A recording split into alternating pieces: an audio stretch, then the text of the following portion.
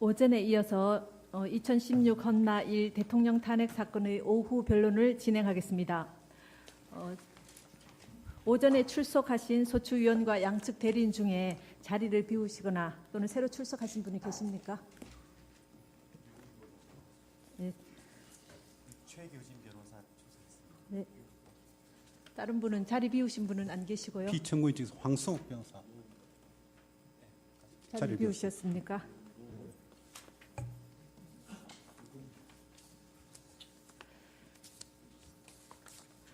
지금부터 증인 신문을 하도록 하겠습니다. 문형표 씨 나오셨습니까?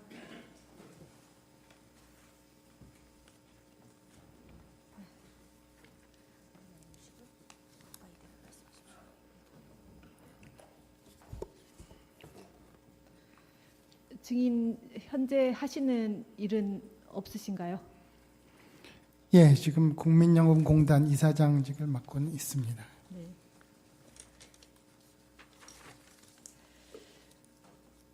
증인 신문 내용은 모두 녹음하도록 하겠습니다. 그러니까 발언하실 때 마이크에 가까이 대시고 말씀해 주시면 좋겠습니다. 예, 네. 증인의 증언으로 인해서 증인 본인이나 증인과 친인척 관계에 있는 사람이 형사 처벌을 받을 우려가 있는 경우에는 증언을 거부하실 수 있습니다. 예, 그 증인이 선서를 하신 후에 개별적인 신문 사항에 대해서도 같은 이유로 증언을 거부하실 수 있습니다. 그다음에 증인이 선서하신 후에 경험하지 않은 사실을 경험한 것처럼 증언하시거나 기억이 불분명하신데도 분명한 것처럼 진술하는 등 거짓말을 하시면 위증죄로 처벌받으실 수 있습니다. 네, 선서하십시오. 예, 선서. 양심에 따라 숨김과 보탬이 없이 사실 그대로 말하고 만일 거짓말이 있으면 위증의 벌을 받기로 맹세합니다. 증인 문형표. 그 증인 신문에 앞서서 양쪽 대리인들에게 한 가지 당부드리고 싶은 말씀이 있는데요. 그 증인 신문을 하시면서 좀 효율적인 신문이 되도록 협조해 주시면 감사하겠습니다. 저희가 여러 차례 지금 계속 말씀드리고 있는데요. 이 사건은 탄핵 심판 사건입니다. 그래서 이 소추 사유를 중심으로 핵심적인 질문을 해주시면 좋겠고요. 그다음 오전에 하신 거나 예전에 지금 신문하실 때 보면은 검찰 조서를 그대로 확인하신다든지 또는 답변 이미 하신 내용을 또 재차 확인을 계속 하신다든지 또 증인의 의견을 묻거나 또는 원하시는 답변을 얻기 위해서 유사한 질문을 계속 반복해서 하시는 이런 부분들은 지양해 주십시오. 네. 재판장님, 제가 네. 그 관련돼서 한 가지 실무적인 말씀을 하나 드리면요. 지금 아시겠습니다만 저희가 이 심판 과정이 지금 전부 녹화가 돼서 저희 그 헌법재판소 홈페이지에 게시가 되고 있는데 최근 들어서 조금 개인정보에 관한 질문들이 가끔 나오십니다. 예를 들면 뭐 휴대전화 번호를 그대로 불러서 물으신다든지 그래서 저희들이 그 게시하는데 굉장히 애로사항이 있습니다. 그런 걸 전부 삭제를 해야 되는데 굉장히 장시간 신문이 이루어지기 때문에 대리인들께서는 신문하실 때 이 소추 사유하고 개인정보가 거의 필요 없거든요. 그래서 개인정보에 관한 질문은 전부 좀 생략을 해주셨으면 하는 그런 당부 말씀도 실무적으로 좀 드리겠습니다. 그 피청구인 대리인께서는 어느 분이 신문하시겠습니까? 네, 최명성 변호사가 신문하겠습니다. 그러니까 이제 제가 아까 말씀드린 네. 점에 유의하셔서 질문을 해주시면 좋겠고요. 저희가 질문 중간에 계속 조금 재판 진행을 하면서 그 신문 내용이 부적절하거나 이런 경우에는 제지를 할 수밖에 없는 그런 재판을 해보시면 아시지 않습니까? 그런 상황인데 그런 것도 또 보기에도 좋지 않으니까 유의하셔서 신문을 하시면 좋겠습니다. 네, 신문 시간은 어느 정도 소요되시겠습니까? 한 30분 정도면 될 것 같습니다. 네, 30분 범위를 넘지 않도록 네. 가급적 해주십시오. 네, 신문하십시오. 예, 신문 시작하겠습니다. 그 증인, 그 신문 시작하기 앞서서 한 가지만 좀 물어보겠습니다. 지금 기소되어서 형사재판 진행 중입니까? 예, 그렇습니다. 예, 그 기소된 사실이 어떤 내용인가요? 어떤 사실로 기소되신 거죠? 네, 직권남용 및 권리행사 방해. 그 직권남용이란 게 삼성 합병권 관련해서 예, 국민연금에? 삼성물산과 제일모직 네. 합병권에 관한 사안으로 알고 있습니다. 네네. 그래서 뭐 제가 질문 드리는 와중에 이제 관련되는 형사사건 관련되는 내용이 있으면 뭐 증언 거부하실 수 있으니까 뭐 적절히 판단하시면 되겠습니다. 네, 그렇게 하겠습니다. 예, 신문 시작하겠습니다. 네. 그 증인은 현재 국민연금공단 이사장으로 재직 중이죠. 예, 그렇습니다. 증인은 그 1989년 미국 펜실베니아 대학교에서 경제학 박사학위를 받았고 89년 8월경 그 한국개발연구원에 입사했죠. 예, 그리고 그 94년부터 96년까지 그 청와대 보건복지수석실 행정관으로 파견되어 근무한 걸 제외하고는 2013년 10월까지는 한국개발연구원에서 계속 근무한 거죠. 예, 그렇습니다. 그리고 증인은 2013년 12월부터 2015년 8월까지 보건복지부 장관으로 근무했고 2015년 12월 31일부터 뭐 현재까지 국민연금공단 이사장으로 재직 중인 거죠. 예, 그렇습니다. 그 국민연금공단 기금 운영 체계 관련해서 간단하게 몇 가지 물어보겠습니다. 그 2다시 가항입니다. 국민연금공단 내에는 그 기금운용본부라고 있죠. 예, 그 통상 기금운용본부가 독자적으로 투자 결정을 하는 건가요? 투자 결정을 독자적으로. 예, 뭐 투자 결정에는 전략적 투자 결정과 점술적인 측면이 있습니다. 네. 전략적인 측면은 국민연금기금운용위원회에서 결정을 하고요. 구체적인 어떤 주식을 사고 팔고 예를 들어 네. 그러한 그 전술적인 측면에서는 기금운용본부가 책임을 지고 관할하고 있습니다. 그 기금운용위원회는 연금공단 산하에 있는 조직인가요? 아니면 보건복지부 그렇지 않습니다. 산하에 있는 조직인가요? 기금운용위원회 위원장은 보건복지부 장관이 장관이요. 겸직을 하고 있습니다. 아. 그리고 그에 따라서 보건복지부 장관이 기금운용에 최종적인 책임을 지게 됩니다. 네. 그 사망 관련해서 질문하겠습니다.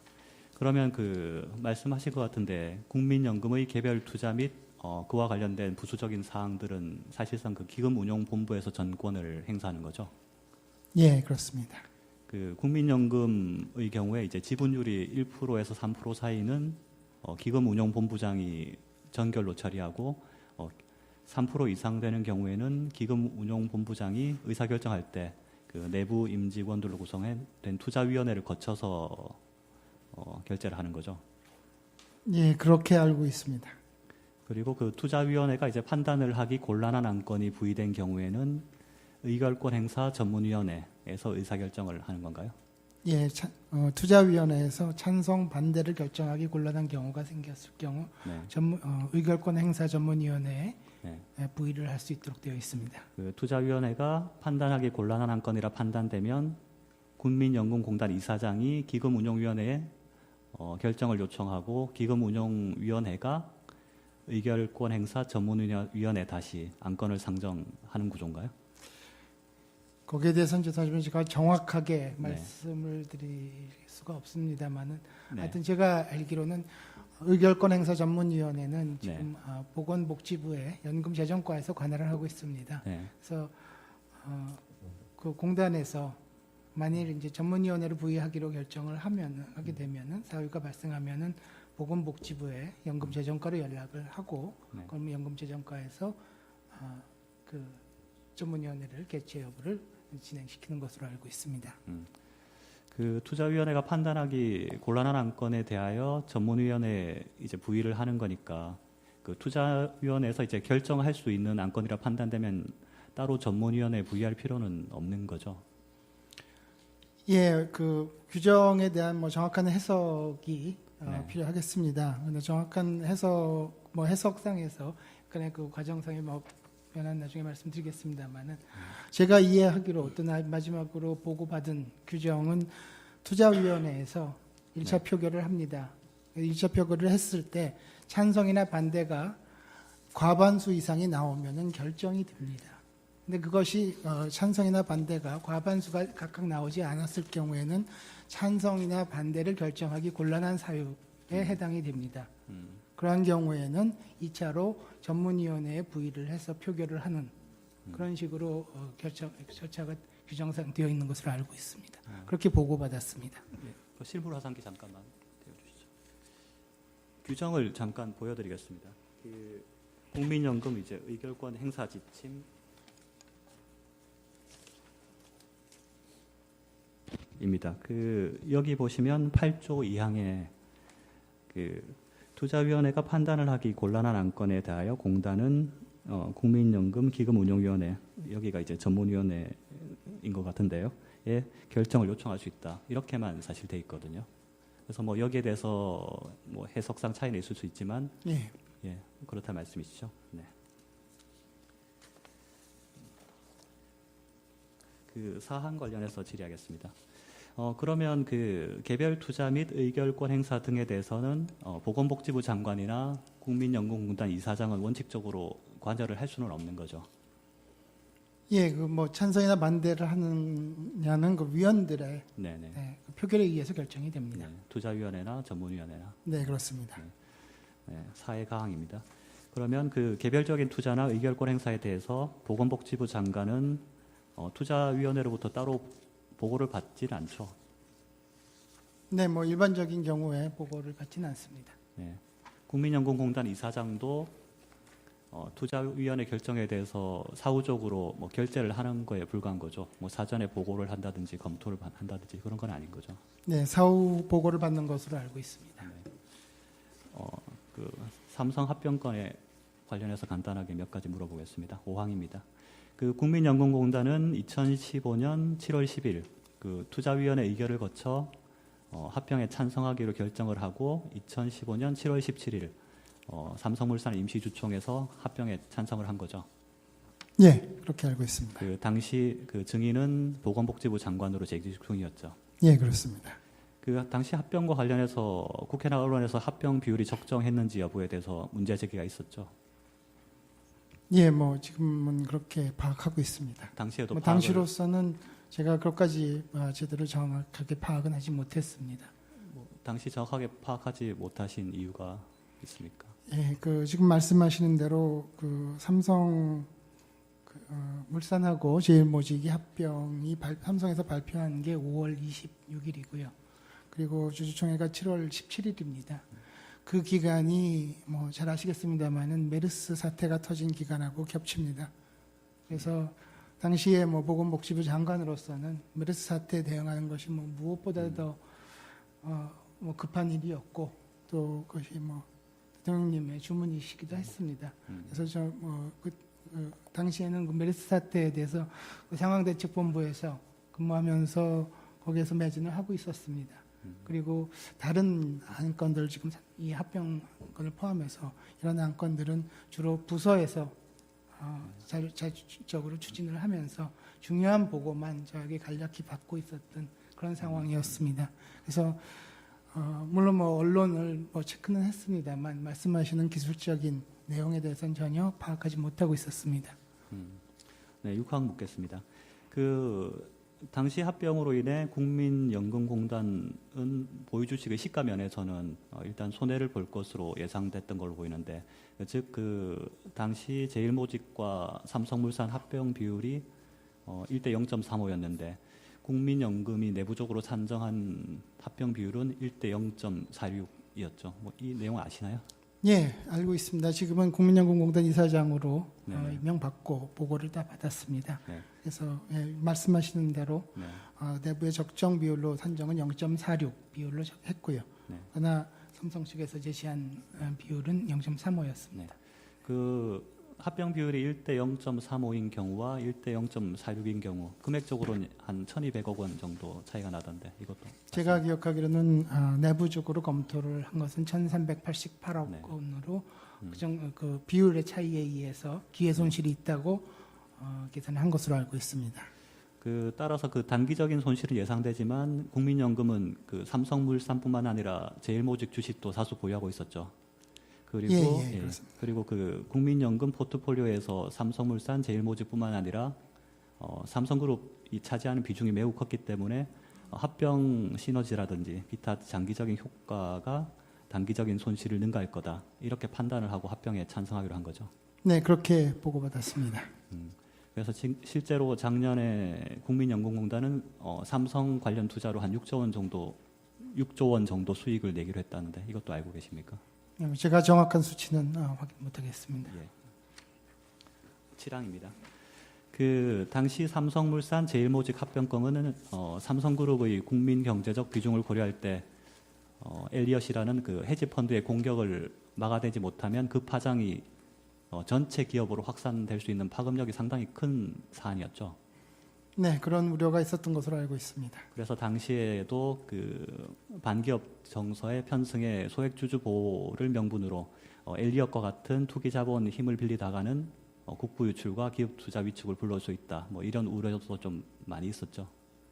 네, 뭐 언론에서 그런 우려들이 있었던 것으로 기억합니다. 그 과거에 유사한 사태로 그 소버린, 뭐 헤르메스, 아이칸, 론스타 이런 투기 자본들이 대주주의 전횡에 대한 소액주주의 이익 보호를 내세웠는데 사실 그 종국에는 본인들의 막대한 이익만 챙겨서 떠났죠. 엘리엇도 사실 동일한 전략을 세운다는 비판이 당시에도 많았던 거죠. 예, 뭐 일부 그런 의견들이 있었던 걸로 알고 있습니다. 그래서 당시에 다수 언론들도 합병 찬성을 주문하며 정부의 관심을 촉구했던 것도 사실이고요. 예, 네. 그 증인은 합병 찬성 결정과 관련해서 사전에 어떤 보고를 받았습니까? 그 당시에 보건복지부 연금재정과장인 최홍석으로부터 기금운용본부 투자위원회에서 삼성 합병에 찬성하기로 했다는 취지의 보고는 사전에 받은 거죠? 예, 뭐 제가 기억하기로는 네. 그 7월 초순이나 6월 말이나 초순에 6월 말경에요. 구두로 보고를 한번 받았고요. 그리고 7월 6일 날 1차 회의를 했었고, 그리고 7월 8일 날 마지막 보고를 받았던 걸로 기억하고 있습니다. 그때 증인은 그럼 투자위원회 결정에 대해서도 따로 보고를 받으신 건가요? 투자위원회에서 전문위원회 부의하지 않고 투자위원회에서 결정 표결로 나서 결정을 네. 하고 나선 건 7월 10일이었고요. 예, 예. 네. 제가 그 이후로 아마 7월 12일 경으로 기억합니다만, 그때 제가 그 그때도 결과 보고를 받은 받으셨어요? 것으로. 그때 증인이 이게 전문위원회에 부의하지 않고 투자위원회에서 이렇게 결정을 해도 되는 사안인지 최영석 과장한테 다시 되물은 사실이 있습니까? 예, 솔직히 그 당시까지만 해도 제가 그 규정을 절차를 정확히 이해는 하지 못하고 있었습니다. 네.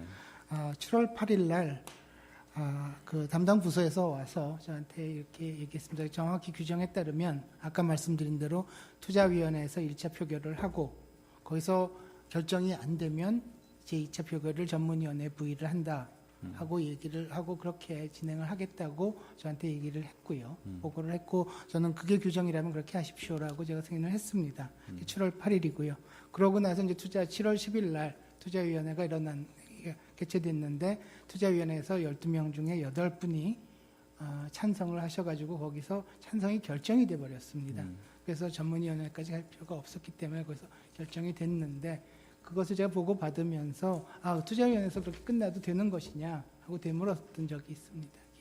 기억이 있습니다. 네네. 그 8의 다항은 생략을 하겠습니다. 그런데 어쨌든 이 삼성 합병 건을 전문위원회에 따로 부의하지 않고 투자위원회에서 결정을 하는 바람에 그 전문위원회에서 따로 뭐 문제 제기가 있었죠. 그래서 제도 개선을 해야 되는 게 아니냐 이런 중요한 건에 대해서는 이제 반드시 전문회를 거치도록 해야 되는 게 아니냐 하는 요구가 있었죠. 예, 있었습니다. 그래서 그 요구에 따라서 제도 개선은 이루어졌나요? 아니면 아직 이루어지지 않은 건가요? 예, 그래서 전문위원회에서 제도 개선안을 마련을 했고요.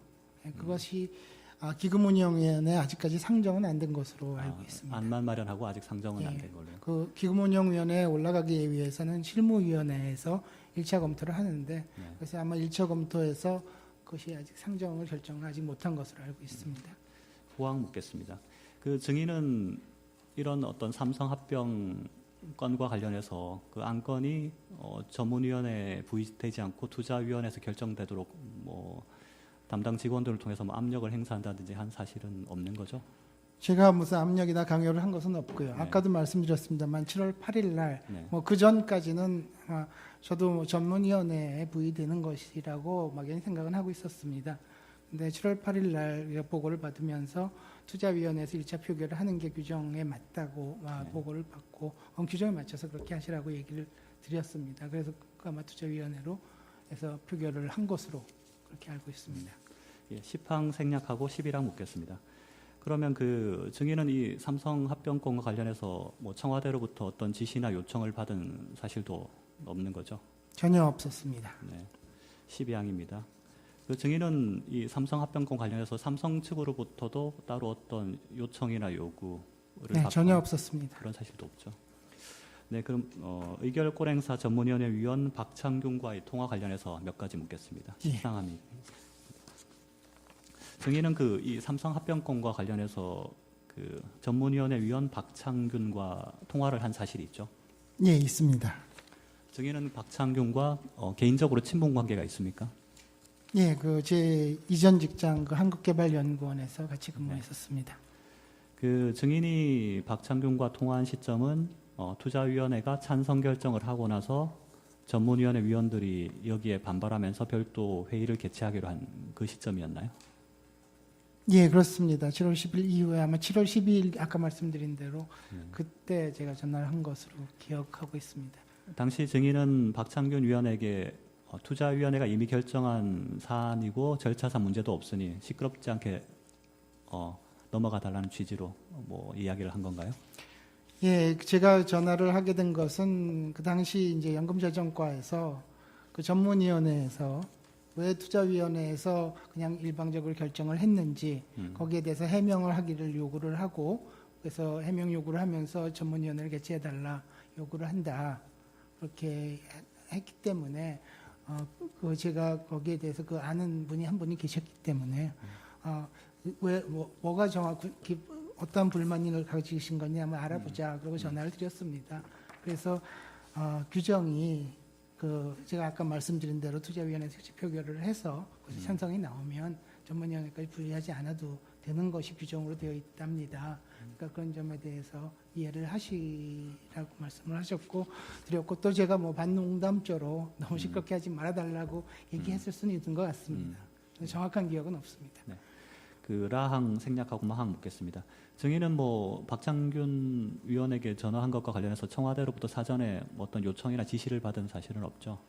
전혀 그런 것과는 관계없고요. 담당부 그 과에서 보고를 받으면서 제가 즉흥적으로 전화를 드렸던 거고요.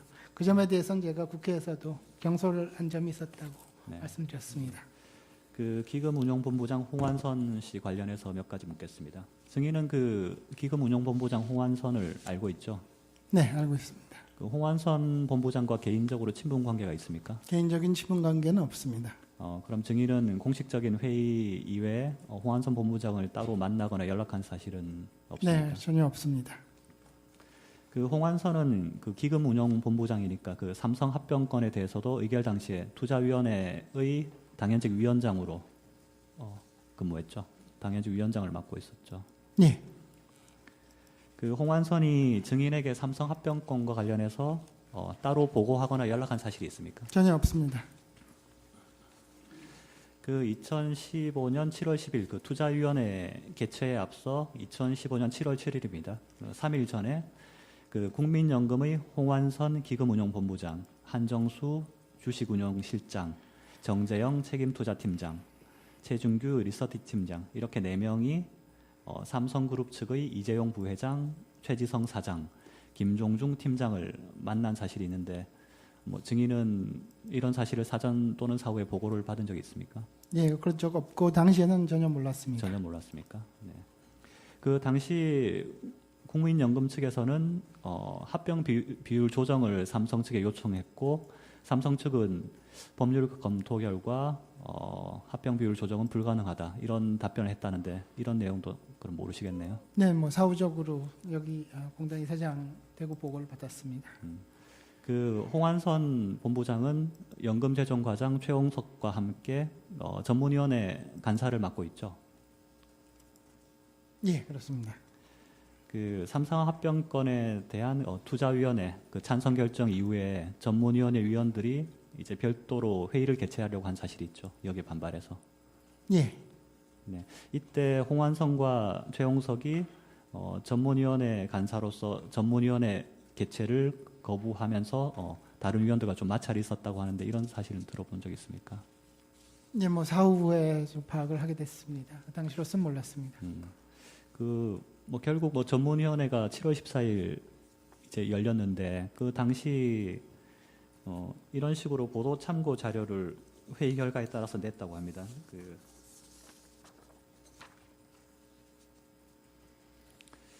내용을 간단하게만 읽어드리면 뭐 관련 규정 및 지침 등이 이제 불명확성 때문에 기금운용본부가 본권을 전문위원회 판단을 요청할 것인지 결정하기 어려운 부분이 있음은 이제 상당 부분 공감하였다.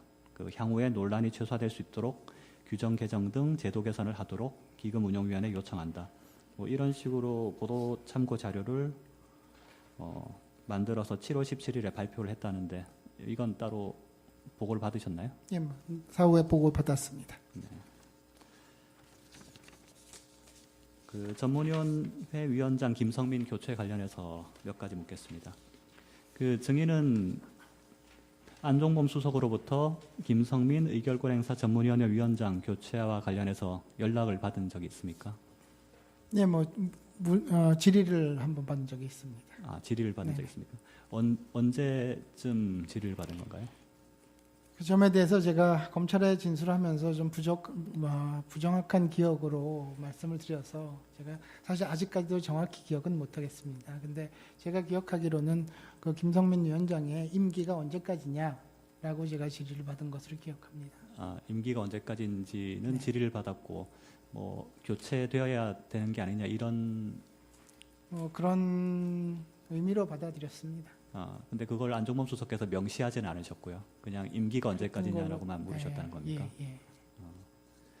그 김성민 위원장에 관련돼서 뭐 임기 얘기가 나온 경위는 어떻습니까? 이게 삼성 합병건이 뭐 절차상 하자 없이 이루어졌는데도 사후적으로 김성민 위원장이 자꾸 문제를 제기하니까 그래서 안종범 수석이 글쎄요, 뭐 그 배경에 대해서 네. 제가 여기서 정확히 알지 못하면서 네. 답변드리기는 좀 부적절할 것 같습니다. 예.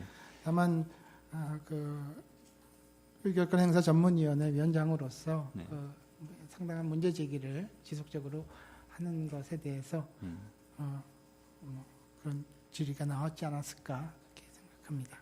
그 안종범 수석과 통화한 이후에 김성민 위원장이 뭐 따로 교체되거나 별도의 불이익을 받은 사실이 있습니까? 제가 확인하지를 못했습니다. 그리고 제가 뭐 조치한 것도 없습니다. 예, 알겠습니다. 이상입니다. 네, 간략하게 몇 마디만 네, 물어보겠습니다. 질문하시죠. 정병관 변호사입니다. 투자위원회에서 결정하기 곤란한 경우에 전문위원회의 이제 의견을 전문위원회의 결정에 따르는 것으로 그렇게 알고 있다고 하면서 정인이 이제 그와 같은 경우는 1차 표결 투자위원회 1차 표결에서 과반이 미달되는 경우에 그 기금운용위원회를 통해서 전문위원회의 결정을 얻는다 이렇게 답변을 하신 것으로 생각이 됩니다. 그 맞습니까? 예. 그런데 그 관련해서 어떤 결정하기 곤란한 경우라는 데 대한 하부 어떤 지침이나 이런 규정이 있었던 것은 아니고요. 예, 뭐 그 점에 대해서 저도 뭐 정확히 파악하지 못하고 있습니다. 혹시 그 이전에 그 투자 결정하기 곤란한 경우라는 것에 대해서 그 이전에 어떤 관례가 있었던가 사례가 있었던 적이 있습니까? 예, 제가 알고 있기로는 일단은 뭐 그 지난 10년 동안 제가 뭐 사후에 파악했습니다만 10년 동안 이 합병권에 대한 한 60건이 있었고요. 네. 그 중에 59건은 투자위원회에서 결정을 했고 네. 단 한 건이 SK의 그 합병권이었던 것으로 보고 받았고요. SK 합병권에 대해서는 투자위원회에서 전문위원회에 그냥 부의한다라고 결정을 해가지고 그 표결 없이 그냥 전문위원회를 갔던 네. 그런 케이스고요. 그- 거기에 그런 케이스가 한 번 있었고요. 예. 그 다음에 아마 삼성건이 논의가 된 것으로 알고 있습니다. 그래서 기존에는 투자위원회에서 전문위원회로 이렇게 갈 때 그냥 전문위원회에 직접 그렇게 보내는 그런 케이스들이 있었던 것으로 알고 있고요. 뭐 제가 사후 보고를 받고 와서는 이 삼성 건에 대해서는 워낙 사안이 중요하기 때문에 규정에 절대 맞춰서 하는 게 프로세스상 하는 게 필요하다는 입장에서 저한테 그렇게 보고한 것으로 이렇게 알고 있습니다. 예, 그 당시에는 일단 정의는 그와 같이 투자위원회에서 결정하는 게 그 관련 규정의 해석상 맞다고 판단한 건 맞네요. 정인 입장에서는. 죄송합니다만 그 당시에 저는 뭐 규정을 확인해 보지 못했고요. 예. 담당 실장이 그렇게 보고를 제가 했고 규정상 이렇게 하는 것이 맞습니다라고 얘기를 해주셨기 때문에 그러면 그 규정대로 하십시오라고 승인을 했습니다. 예, 그 하나만 마지막으로 묻겠습니다. 그 투자위원회의 인적 구성하고 전문위원회의 인적 구성을 이렇게 비교해 보면은 이런 개별 투자 결정에 있어서 전문성이나 어떤 실력의 그 전문성이나 판단의 어떤 정확성 면에서 어느 쪽이 좀 우위에 있다 아니다 이렇게 판단할 수가 있습니까?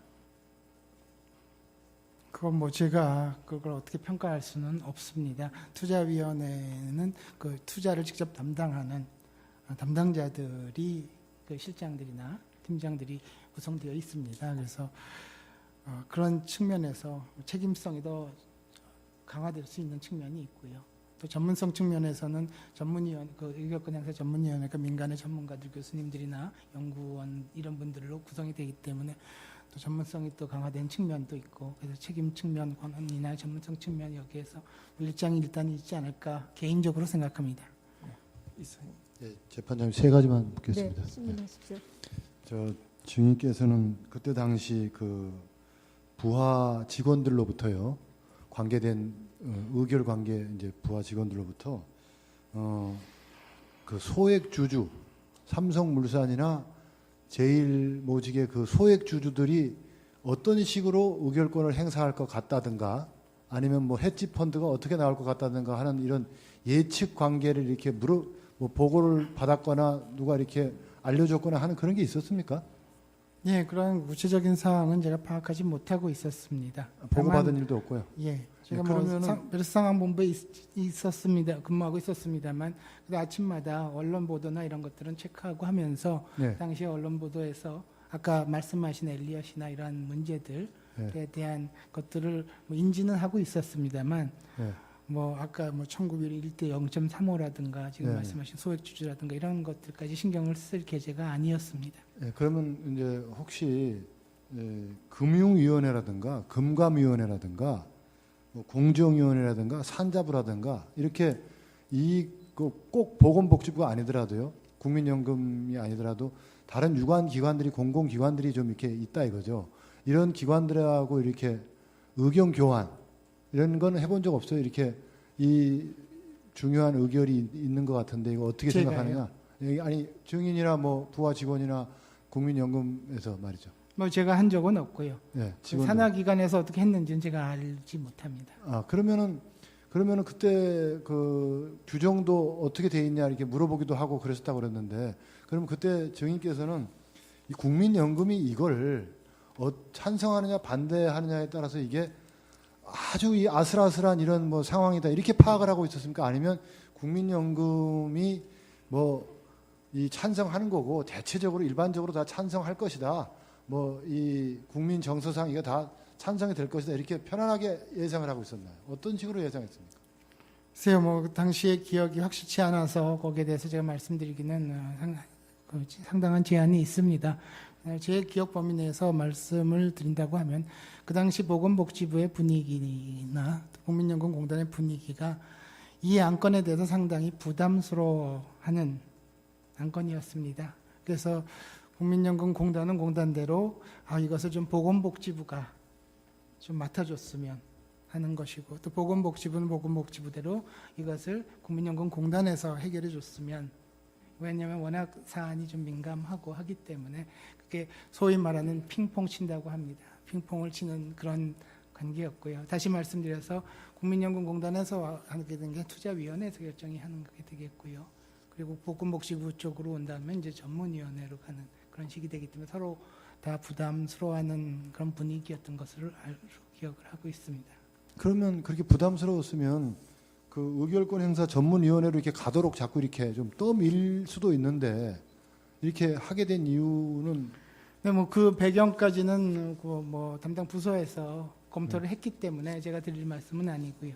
그러나 알겠습니다. 네, 그 이상 담당 부서에서 그렇게 규정상 이렇게 하는 것이 맞다라고 말씀을 저한테 보고를 해주셨기 때문에 예, 거기에 대해서 그렇게 하시라고 제가 승인을 했습니다. 예, 알겠습니다. 예, 이상입니다.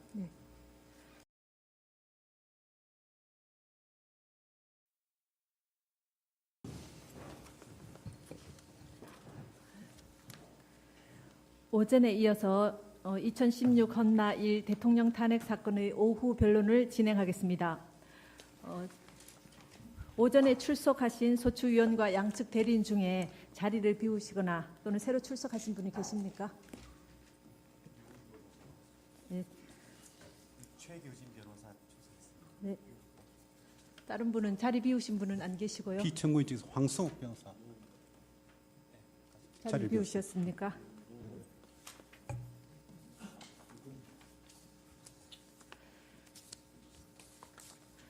지금부터 증인 신문을 하도록 하겠습니다. 문형표 씨 나오셨습니까?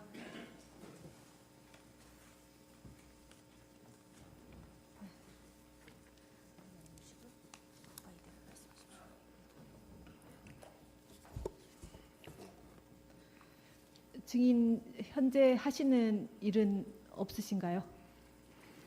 예, 지금 국민연금공단 이사장직을 맡고 있습니다. 네.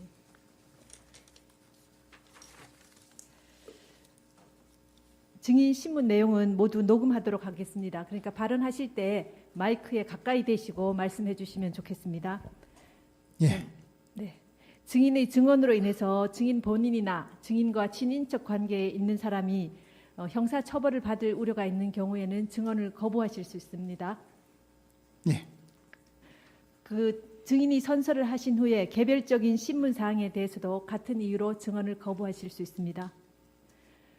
그다음에 증인이 선서하신 후에 경험하지 않은 사실을 경험한 것처럼 증언하시거나 기억이 불분명하신데도 분명한 것처럼 진술하는 등 거짓말을 하시면 위증죄로 처벌받으실 수 있습니다. 네, 선서하십시오. 예, 선서. 양심에 따라 숨김과 보탬이 없이 사실 그대로 말하고 만일 거짓말이 있으면 위증의 벌을 받기로 맹세합니다. 증인 문형표. 그 증인 신문에 앞서서 양쪽 대리인들에게 한 가지 당부드리고 싶은 말씀이 있는데요. 그 증인 신문을 하시면서 좀 효율적인 신문이 되도록 협조해 주시면 감사하겠습니다. 저희가 여러 차례 지금 계속 말씀드리고 있는데요. 이 사건은 탄핵 심판 사건입니다. 그래서 이 소추 사유를 예, 신문 시작하겠습니다. 네.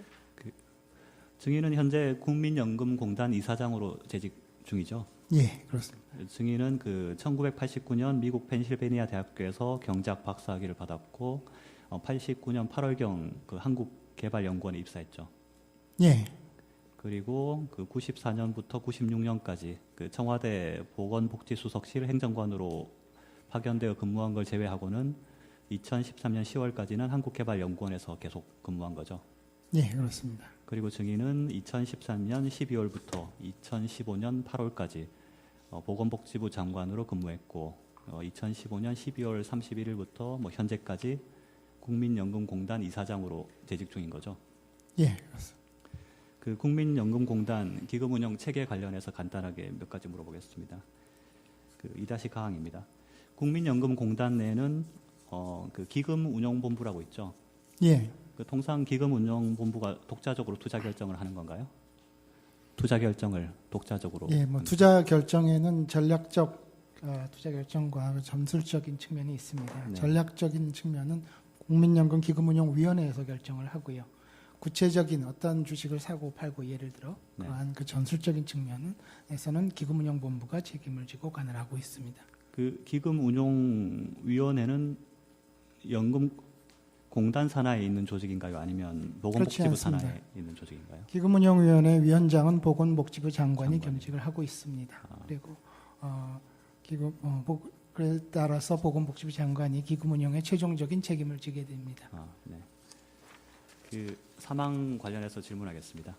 그러면 그 말씀하신 것 같은데 국민연금의 개별 투자 및 그와 관련된 부수적인 사항들은 사실상 그 기금운용본부에서 전권을 행사하는 거죠. 예, 그렇습니다.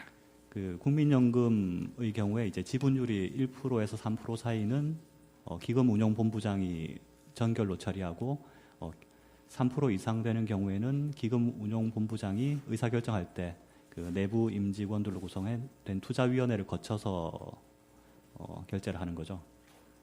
예, 그렇게 알고 있습니다. 그리고 그 투자위원회가 이제 판단을 하기 곤란한 안건이 부의된 경우에는 의결권 행사 전문위원회에서 의사결정을 하는 건가요? 예, 투자위원회에서 찬성 반대를 결정하기 곤란한 경우가 생겼을 경우 네. 의결 이해하겠습니다. 그러면 그 개별 투자 및 의결권 행사 등에 대해서는 보건복지부 장관이나 국민연금공단 이사장은 원칙적으로 관여를 할 수는 없는 거죠.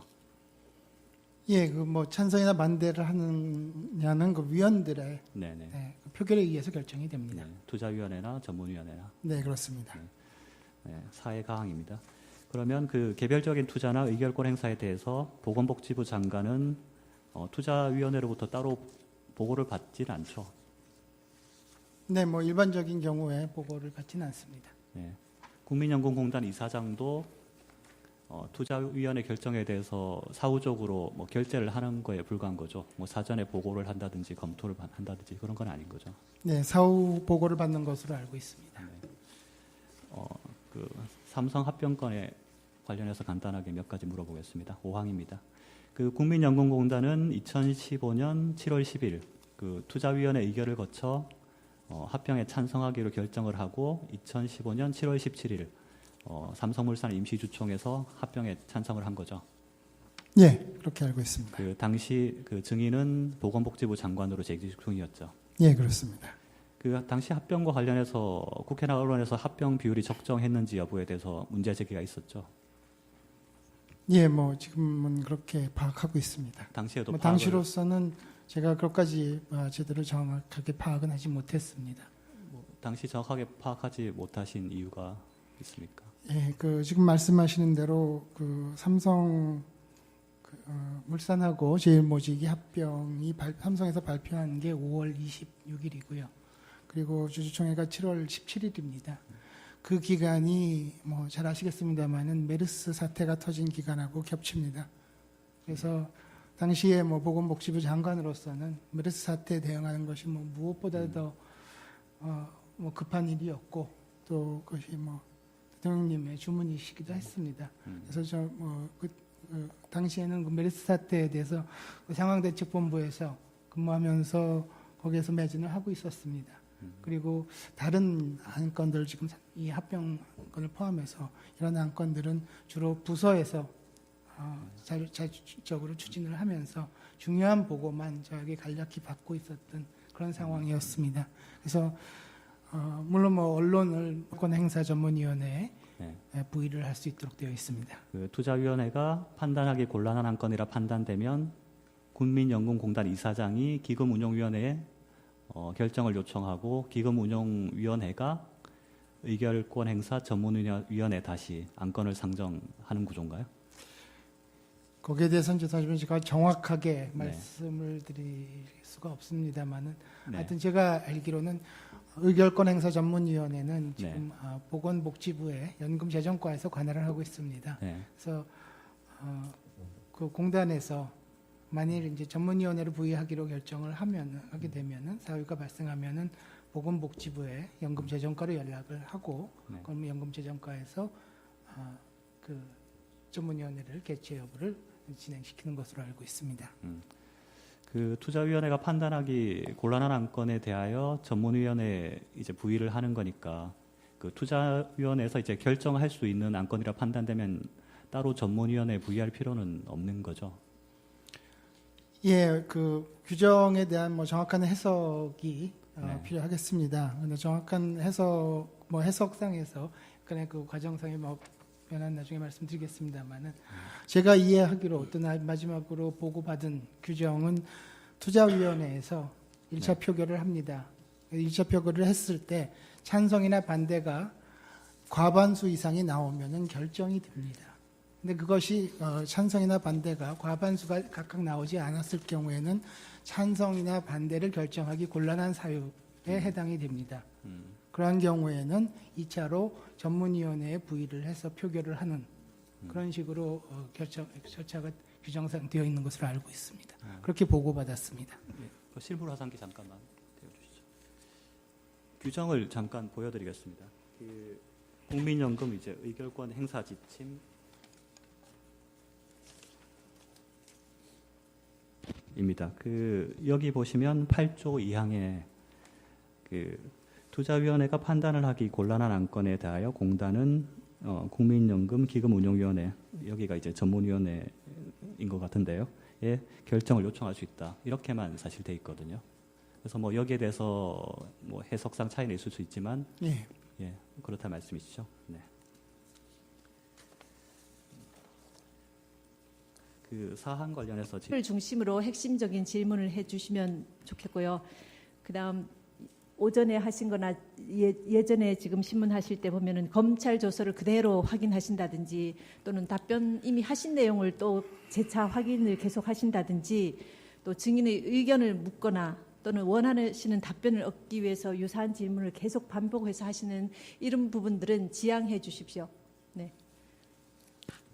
재판장님, 제가 그 관련돼서 한 가지 실무적인 말씀을 하나 드리면요. 지금 아시겠습니다만 저희가 이 심판 과정이 지금 전부 녹화가 돼서 저희 그 헌법재판소 홈페이지에 게시가 되고 있는데 최근 들어서 조금 개인정보에 관한 질문들이 가끔 나오십니다. 예를 들면 뭐 휴대전화 번호를 그대로 불러서 물으신다든지 그래서 저희들이 그 게시하는데 굉장히 애로사항이 있습니다. 그런 걸 전부 삭제를 해야 되는데 굉장히 장시간 신문이 이루어지기 때문에 대리인들께서는 신문하실 때 이 소추 사유하고 개인정보가 거의 필요 없거든요. 그래서 개인정보에 관한 질문은 전부 좀 생략을 해주셨으면 하는 그런 당부 말씀도 실무적으로 좀 드리겠습니다.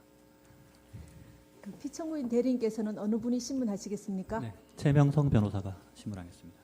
그러니까 이제 제가 아까 말씀드린 네. 점에 유의하셔서 질문을 해주시면 좋겠고요. 저희가 질문 중간에 계속 조금 재판 진행을 하면서 그 신문 내용이 부적절하거나 이런 경우에는 제지를 할 수밖에 없는 그런 재판을 해보시면 아시지 않습니까? 그런 상황인데 그런 것도 또 보기에도 좋지 않으니까 유의하셔서 신문을 하시면 좋겠습니다. 네, 신문 시간은 어느 정도 소요되시겠습니까? 한 30분 정도면 될 것 같습니다. 네, 30분 범위를 넘지 않도록 네. 가급적 해주십시오. 네, 신문하십시오. 예, 신문 시작하겠습니다. 그 증인, 그 신문 시작하기 앞서서 한 가지만 좀 물어보겠습니다. 지금 기소되어서 형사재판 진행 중입니까? 예, 그렇습니다. 예, 그 기소된 사실이 어떤 내용인가요? 어떤 사실로 기소되신 거죠? 네, 직권남용 및 권리행사 방해. 그 직권남용이란 게 삼성 합병권 관련해서 예, 국민연금에? 삼성물산과 제일모직 네. 합병권에 관한 사안으로 알고 있습니다. 네네. 그래서 뭐 제가 질문 드리는 와중에 이제 관련되는 형사사건 관련되는 내용이 있으면 뭐 증언 거부하실 수 있으니까 뭐 적절히 판단하시면 되겠습니다. 네, 그렇게 하겠습니다.